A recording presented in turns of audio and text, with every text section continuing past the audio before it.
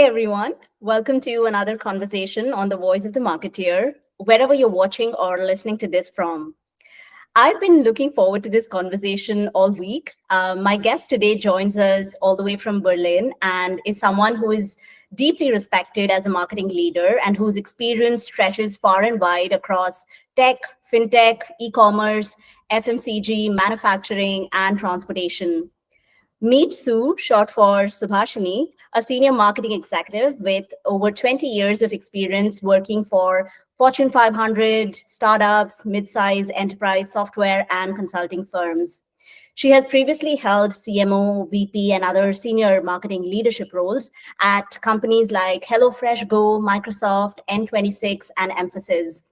Today, Sue is also a sought-after advisor to startup founders and management teams globally on topics related to brand growth and product market fit. Sue, it's an absolute honor to have you join me and talk to me about your journey today. It's my pleasure. Thank you so much for having me. I appreciate it. Thanks, Sue. I know we're going to address a lot of different elements in this conversation, just given the breadth of your marketing experience.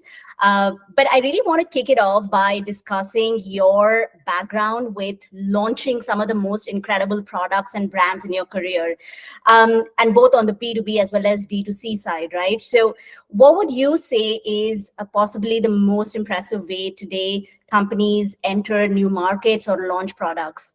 That's a very good question. And honestly, things have evolved over the last few years. If you look at the channels we use, if you look at the approaches, or rather the availability of, in terms of planning and execution, I think things have really dramatically changed.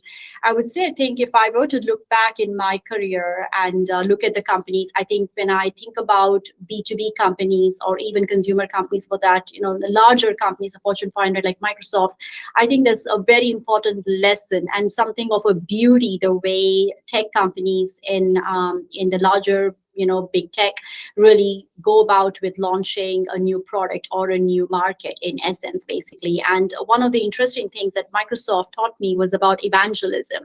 So it's a very unique concept that's very, very unique to Microsoft. I think it started way before we had the influencer, world out there. Right now we kind of call it influencer marketing today to a large extent, but really evangelism was what really the approach or the terminology being used at Microsoft at that time. And so what evangelism, in essence, is that you're converting people to become your fans even before you have the product in the market. So of course it's a two-way in essence. So you need to have some presence of your brand in the market. You need to have some visibility and awareness in the market, but then you go out there, you create a sort of conversion of people and loyal, fans around the world to really be the people who will end up launching your product eventually. So kind of spokesperson in essence. And these guys were never paid. Let me tell you that, the Microsoft Valuable Professionals, we had the MVP program that I used to run back in Microsoft India, or even RD program, as we call it, as regional directors. None of these guys were really paid any monetary amount like the way we do in the consumer side today at influencer marketing. So I think this is a very big lesson for B2B companies, is to really understand what is evangelism and how do you really approach that when you're thinking of, getting a new product out there. Another interesting thing was about a program called as Technology Adoption Program. So your beta program. So basically, one of the things that I learned early in my career is how do you really give out the beta of the product, or rather the early bits of the product, so people can test it out, and it's done under NDA, under confidentiality. So you already have a ton of people out there who understand your product, who understand the value, who understand the usage of the product. So when you're actually going out and launching the product, you actually have a proof point. You have a customer ready with you to go up on the stage and talk about it, or you have a bunch of developers, or you have consumers who are willing to go out and make some noise around it and create some buzz. So I think that was the interesting thing. And the most impressive in the consumer side, I would say, is obviously there are many, many companies. I think every company is unique. In my career, I've had the good luck to kind of like look at bigger companies, smaller companies. And I think one of my experience has been with N26. Interestingly, the way we went about with creating the launch strategy before I joined, the company had its own way of launching products at a given time frame, and I think we started to look at it slightly differently after I joined the company with the support of my team, support of my cross-functional team in marketing and product organization. And what we did was really to plan out the strategy 3 to 6 months in advance and look at what would be the different engagement methods that we would go out and launch this. So what kind of teaser we want to have, what kind of communication we want to plan out, and then how do we create that excitement? And one of the interesting things is that we always had the team, product marketing, who was really responsible for defining the strategy of, what the story should be, or how do we really differentiate in the market. And that is a big differentiator in how you really go about and launch something interesting. So a beautiful example is, I always talk about this insurance. Insurance is a very boring product. Many companies offer insurance. For banks to go into insurance is something that's not of an interesting topic. But what we did was we were looking at the elements with the product team, what exactly is different with what we are offering versus, let's say, a competitor is offering, or let's say the typical insurance market is offering out there, like Check24 and other guys. And we found out that N26 allowed, or rather we had the kind of agreement we had was, basically a customer could purchase the insurance and then cancel it if not needed any time of within 30 days or so. So basically that allowed people to sign up for an insurance, use it. Getting on a plane, you take up a travel insurance, you don't need it, you cancel it. So sort of creating that on-demand viability in a sense. And I think that was what was unique about the launches. So I think I would say that it's a strategy that's really important. It's how you create that sort of fan following in the market that's important. And number 3 is really how do you look at sort of differentiating in the market. I think those are the real 3 pillars around a good market launch or a good expansion in essence. And maybe just I want to double tap on something you said, because I know, knowing your background a little bit, I know one of your biggest accomplishments is measurable revenue growth in, I think, all of the companies that you've been associated with. And maybe just looking at it from the lens of marketing, because marketing, even today, whether it's B2B or D2C, is often still seen as the cost center in most of these organizations, right? So from your vantage point, so to speak, how do you think marketers today should go about sort of prioritizing revenue and growth in either of these organization types, B2B, B2B2C, D2C, what have you? Yeah, I think it's very, very important question. I think one of the most important topics that often, goes unnoticed, especially in B2B side of the world. I think I would say that in B2B companies, marketing is not directly responsible for the revenue KPI as such, in essence. So, in many companies, the way B2B marketing teams are set up is that they are lead generation engine or demand gen engine, and then passing on those leads to the sales guys and the sales teams, and then the sales is responsible for closing the opportunities or closing the deals in essence. In the consumer side, it's quite different because you're really responsible for the revenue generation on the go, and consumer companies do not have a separate sales function as you probably would imagine. So for example, working at a consumer e-commerce company, we never had a separate sales team. So marketing was responsible for the P&L. So I think in the consumer world, you're by default, revenue is the biggest factor. Often, that is an understood situation in the consumer side. On the B2B side, I would definitely encourage marketers working in the B2B side to really think about, what exactly is the KPI that you're aiming for together, and that could be potentially you're looking at in a SaaS world, you would be looking at, let's say acquisition of customers, rather than looking at their retention in some cases, or probably just bringing on people for trial in essence. So that maybe your KPI is just simply acquire B2B customers who would be open to go on a trial or a demo in essence, and that might be your KPI. And then you sort of like back off. In a large way, marketers tend to have the tendency to pass it on and then sort of like only focus on the sort of like their funnel generation in essence, but not look at the closing.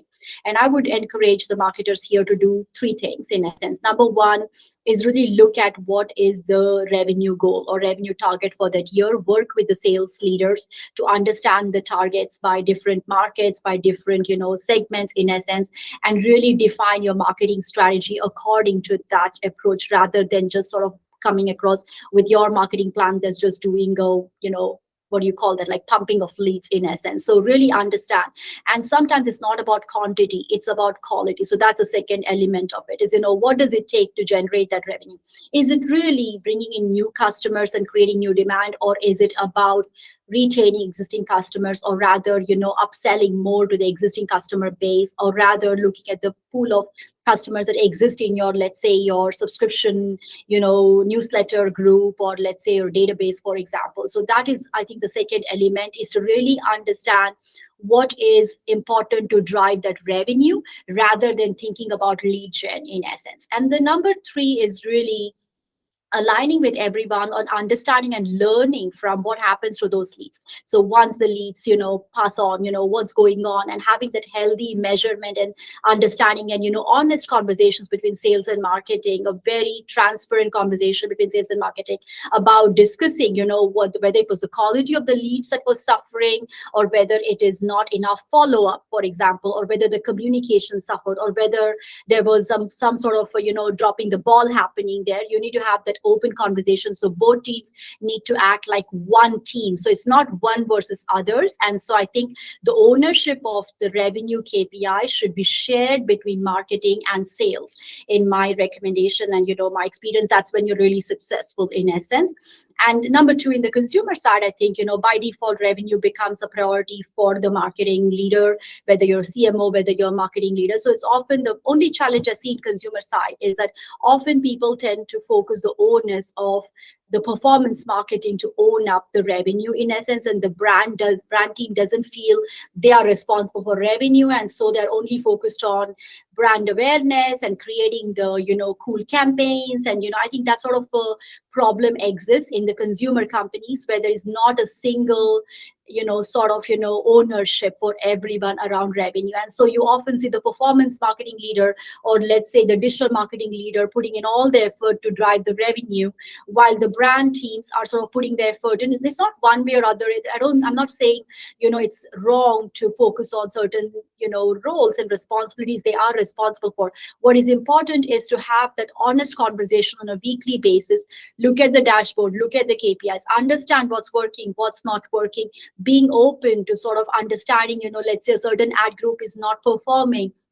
What is the reason for that ad group not performing? Is it really not the right channel? Is it really the bidding strategy that's not working? Or is it really all about, the content or the copy or the creative?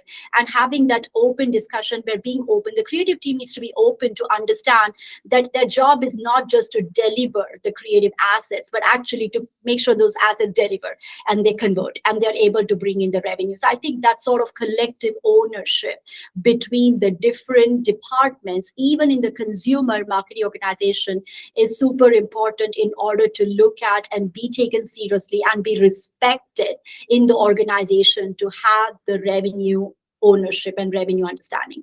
So I think this is what would be my advice to anyone. Of course, even I am learning every day as I go through my leadership experience and journey and different companies of how you look at it. I think the other important thing is, making sure that you understand what are their KPIs, how are they measuring, this, what are they presenting to the board, what is their sort of, presentation to the investors, in essence, also sort of gives that, insight into how you should plan your marketing campaigns. And so it's not about a fancy new celebrity on the picture that you want to partner with, or it's not about, hey, there's a cool event coming up that we need to be at for this B2B conference, but it's really about understanding what is the bigger strategy, bigger KPI for the company, and then sort of nailing down your marketing plan and the campaign plan accordingly. I think that's really important, is to having that top-down, approach rather than sort of, coming across, as a, cooking up things in your own kitchen, in essence, basically.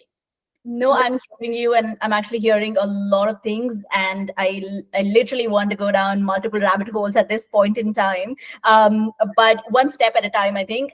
Some of your work with brands like N26 and HelloFreshGO is impressive. And now I think the past couple of years, you've also been actively advising a lot of startups and scale-ups in Europe, right? My question is, what are some common pitfalls that you're observing a lot of startups do today in terms of growth strategies, growth modeling, or the lack thereof? One of my common observation in startups and scale-ups when it comes to growth is really the heavy focus and heavy dependence on paid acquisition techniques and paid acquisition strategies. I think this is a huge what do you call that, risk for companies, who don't first of all, look at the strategy, understand the audience, prioritize the target segment first, and whom you need to go after, what are their spoken and unspoken needs, and jumping straight into trying to create ad sets and burning a ton of money on, let's say Facebook or Google, or, trying to just simply acquire customers by pushing ads left, right, and center. I think that's not really the right approach. And I've seen a lot of startups do that, a lot of early stage startups, even scale ups, in fact, to a large extent, investing a ton of money and a ton of, forces into paid acquisition. I think there's someone posted a beautiful picture, I don't know if it was Semrush or I'm not sure, a couple days ago, where I saw it's organic marketing, it's paid acquisition, and then the conversion. So unless you really build an organic baseline, you really cannot go ahead and get that conversions for paid. So I think the foundation of organic marketing is super important. And what does organic marketing mean in a sense? So I think it's not just about SEO strategies. It's about understanding what is your product market fit, in essence, number one. What is really the segment that you want to go after? What are the use cases you're trying to target? What is your competitive advantage in comparison to the market? And what is the story you want to tell? Or what is the messaging and positioning that you need to have? And this is the part of the product marketing which often companies ignore in the beginning and try to squish it into a quick 1 or 2, weeks project, or maybe, something that maybe with the wrong skill sets and the wrong people, in essence, in the beginning. Often when startups are smaller, they don't have the advantage of hiring a unique specialized product marketers separately, versus, let's say, they tend to hire performance marketing first, or let's say someone to come up as a generic marketer and then sort of build it. And that's the biggest pitfall, I think, in my observation, is if you hire a product marketer in the beginning, you really save a lot of money and burning of cash in future, in essence. So build that foundation, then go into building the content, because content is going to really bring you a lot more conversions than burning money on ads, in essence. So if people come to your website, they need to have meaningful material out there to convert.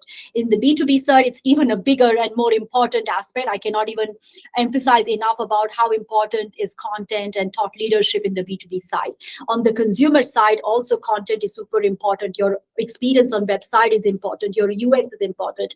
And I think the conversions will only happen when you have thought through the whole journey of the customer, in essence. And I think that's my guidance, is to reduce the focus on paid acquisition only and try to look at the brand, look at the product marketing aspects first, establish that baseline, the groundwork, take the time to establish that, hire the right people. If you don't have the capacity to hire the right people, find someone who is willing to do freelancing for you for the first 1 or 2 months, establish it, and then you really go into sort of like the propelling. So it's like pulling your arrow, back, like a bow and arrow situation. You got to pull it back, really understand that in order to propel and go much faster in the market. So I think that's really important in my opinion. And maybe just talking about the people side of all of this, right? Because you did mention a couple of times about stakeholder alignment and having everybody on the same page, whether that's on the sales front, product, what have you, right? I think there's something important to be discussed here. And coincidentally, I was talking to another CMO in Brussels last week over coffee, and she was talking about how less we insist on this whole sales and marketing alignment, but also alignment of marketing with the management and the executive committee of the company. Because a lot of them still do not understand marketing's contribution from a financial perspective. There's a whole case to be made there, right? What's your take on that? I couldn't agree more with that, CMO. I think whether it's a B2B, whether it's a B2C, or whether it's a D2C company, I think often marketing is one of those functions where people think everyone is a marketer in essence, and everyone has the impression they understand marketing. Marketers often, even the CMOs, often don't even have a seat at the table. I have been in companies where I wasn't even a part of the discussions when they were discussing strategy and, the finance and the budget for the year in essence. And I think often this has happened in some companies, and in some companies, of course, I've been a part and parcel of that, dialogue and that conversation. I think it's super important, and I learned it through, my lessons, is that I think it is super important for the management team, your peer group, to really understand what is the value that marketing organization is bringing. And often there is an misunderstanding or misjudgment of the marketing organization being, hey, you're responsible for a brand, you're responsible for making sure that we have enough material to go pitch it to our sales clients, or if it's a B2B side, and you're doing the right events for us, and you're doing the right making sure keeping our website perfect. And I think that's sort of the understanding in the B2B side. In the consumer side, often it's like just go bring the revenue, convert the sales, and that's sort of the conversation. So they often see strategy as a different function than marketing often. And I think this is the biggest problem to a big I think strategy, you could talk about M&A differently, when it comes to, but when it comes to sort of strategy of the, company, what kind of, let's say new products we need to think about, what new portfolio additions we need to bring into the picture. I think it's highly understood if you don't involve the marketing leaders onto the conversation, because you're really not getting the full picture of what is it that the market is asking for, what are the bigger trends. So it's often this part of, element which is important. So what would be my view on this? I think I would, or at least my observation where I have succeeded, is really establishing that from day one. That, I think one of my ways of leading is not to put myself in a box. I never put myself in a box of only marketing. I always join an organization keeping the hat or the head of a leader, in essence, a problem solver. So come what may, whatever may be the problem, whether it's an operational problem, whether it's a product problem, whether it's a sales problem, I tend to think of it that it's my responsibility, along with my peers and my management, together to solve this problem. So I'm never shy of, raising my perspectives or my thoughts on a certain problem, and not sort of limiting myself only to be reactive and responsive to what they need from marketing, in essence, number one. Number two is really looking at, establishing those relationships. Again, like I said, really knowing, what value you bring to the table, understanding the industry in depth, understanding the product in depth, because you cannot just simply go out there and make a recommendation without really having the depth of the business. And I think this is, where you really have to understand in order to help. Basically, I think this is the two pieces I would say would be my observation. But you're absolutely right. I think this is one of the common problems, and I think you will go into that sort of a hamster wheel situation if you constantly try to prove the marketing value. Stop proving anyone. You don't need to prove anyone. Marketing is an essential function of any organization. If they don't understand, it's their folly, or rather their loss, in essence. I think marketers need to step out of this sort of reactive, marketing leaders especially step out of this reactive mode and sort of be in this proactive mode to really recommend and advise the organization on what should be the direction the company should take, what is the approaches and what's the right, segment to go after, rather than sort of be responsible for only delivering the brand and the revenue, in essence. So that, I think, is a shift in thinking to some extent. So, tell me, Sue, I mean, you are a classic example of someone who's found her seat at the table, not once, but many times, and you still have. You're still continuing to support and advise a lot of startup founders, as I know.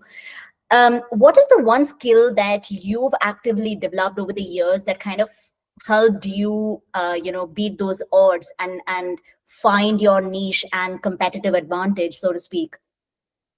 I think it's an interesting question. I would say everybody is special in their own way.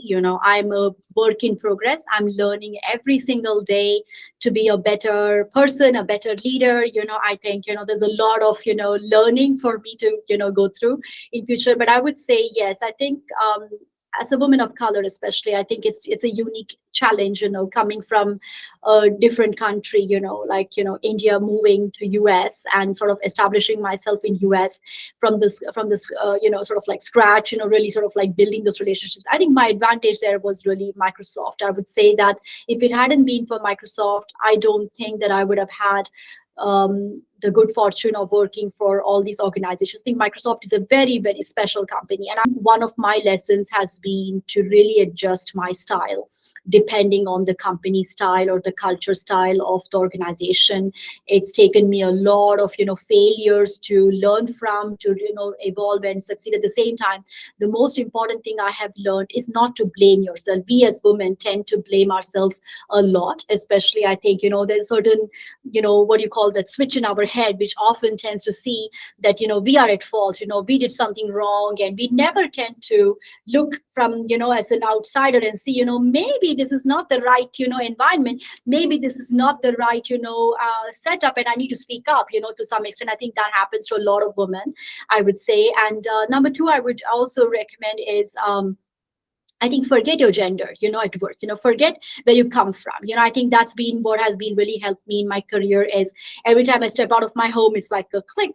I am no more a woman. I am just a gender neutral person coming into the office, working. I have been surrounded by meetings where there were 50 people. I was the only woman in a meeting, let's say, and especially in the railway industry, that's a very common norm often. And I would say, well, this is something that, you have to mentally keep thinking, forget your gender, forget, where you come from. You are the role that you are playing, which is the role that you have taken on the responsibility to deliver. So if you're a CMO of a company, you are the CMO, deliver what the CMO needs to deliver. I would say, whichever company, whichever startup, whichever scale up I have worked with, I've had my share of, learnings, and some that I have given to them, given to my team, and some that I have learned in return. Maybe just to pivot a little bit, I know one of the things that you are an active advocate of is really coaching and sort of career guiding young talent. Mm-hmm. And I know you do that a lot today. But what I'm keen to pick your brain on is, how do you actually go about it? Like, what's your framework for approaching this? Say tomorrow somebody approaches you on LinkedIn saying, hi Sue, I'm looking for mentorship, these are my aspirations, this is what I want to do, this is where I want to go. How do you, or rather, what are some of the questions you ask the person, and how do you then sort of tailor your approach to making sure that the guidance or the career coaching, or whatever you want to call it, is effective? The way I approach it is, one, yes, my calendar is out there for people to book a meeting if they want to. I have my email ID on my LinkedIn. I have contact number on my website. So whoever wants to reach out to me, they are very welcome to send out an email to me and drop me a note if they have an aspiration, or, they have a certain problem that they are struggling with that I can help them with. I'm always open to it. I think one of the things early in my career that helped me about 10 years ago was actually joining a mentorship organization. I think it was called as Everwise at that time. And I joined this, I signed up for it. And as a result of that, there were a few people who were, coming from different backgrounds, who were struggling with different topics, who reached out to me. And I think that really kicked off the mentorship for, people beyond my company. When I was at Microsoft, we had a very, very beautifully designed mentorship program, which was basically whether you want to be a functional leader, let's say you want to be a specialized leader in, let's say, tech, or whether you want to be a business leader, expansion different. And then the Microsoft, system would set you up with different mentors, would match you with the right people, and you could really, reach out to those people and communicate with them and sort of establish an equation. Or you could, go outside and, sort of like, I think, find the right people. I think it's very much organic in my way. I would say that there's no set system. Although I think it'll be nice to have a set system at some point of time if someone can really design a proper. Maybe there are some tools and maybe there are some companies who are doing it that I might not be aware of. But I think there are really 3 or 4 things here to think about when you're choosing a mentor. Is number one, whether their career path is somewhat similar to what you are looking for, and is this, or maybe their background is somewhat similar to what you are coming from, and whether that is, there should be some common ground, because I cannot quote someone from, let's say, a background or an industry, or let's say a role that I have very little knowledge about. That's, I think, the number one thing, is there should be some sort of a common ground there, number one. Number two is, I think, I would say it's very important to have clear understanding of what your goals are. Don't go to a mentor or don't approach a mentor with simply being wishy-washy. Have a clear understanding. Do some work beforehand. Think about what your goals are. What is it that you would like to, what are you aspiring to be? What is it you would like this person to help you with, this mentor to help you with? What are some of the time investment elements you're expecting from this person? I think that sort of, framework will really give you a lot more success when you reach out to people and ask for mentorship. And number three, I think often I have been reached out mostly by women. I have mentored women who have come to me. Very few men have reached out to me. Very few guys have reached out to me. But of course, there are some unofficial mentors from my previous reports whom I've managed in the past, who still reach out to me once in a while and ask for, let's say, a certain perspective or opinion. And I'm in many ways beyond a mentor, I'm also sponsored, to a large extent. So I tend to look out for them. If they are struggling with, let's say, a career situation, I am there to help them, recommend them, put their resume in front of other companies, or other people who might be looking for a role. End of the day, someone is looking for that talent, and you might as well, give an opportunity there as needed. So I think you have to operate like, without putting any boundaries in essence. And I loved what you said about sponsorship, or a little over mentorship, because I think sponsorship is something, in my opinion, that's often missing, especially for super talented women in the organization who often don't know how to increase or improve their visibility for a potential promotion or a project lead position, or a combination of both, right? So I loved what you said about that.